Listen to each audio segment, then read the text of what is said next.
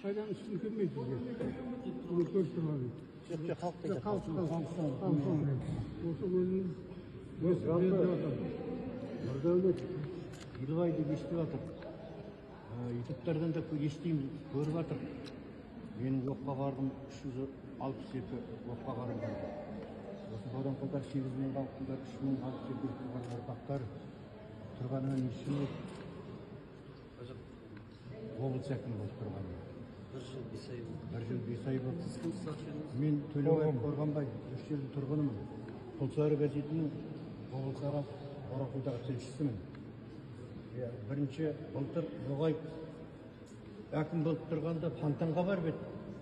Сен әкім болып халыққа келмей спорт кешенге келіп тұрсың. Bu yerдің жағдайын клубымыз бар. Сол жерде халықпен таныстырып өзіңді.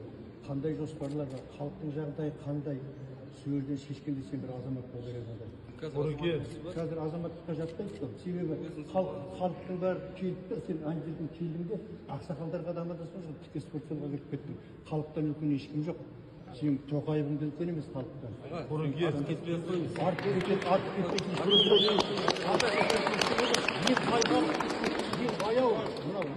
Ең баяу бүткіл екен осы жерде.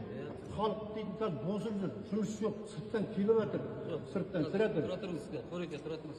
Мен жаңа айттым ғой да, активный залдан кездесек деп сіздер. шешпейді ол. Сіздер спорт залға барам дедіңіздер. Біз активный залды сұрадық та, активный залға ешкім жиналыс ашқан жоқ. Рұқсат беріңдерші, мен кірейін мына жерге. Қайсы? Әреке, мен кіріп кетейінші. 220 шақырым жер. Сонда бояққа барып келген Боранқұл көркейе ме? Халқының жағдайы жақсара ма? Мына жерге келген сенен бұрынғы кеткен әкімдердің бітірген жоқ. Келіп құр уәдемен кетіп жатыр облыс әкімдері. Қай-қайсысын айтып берейін.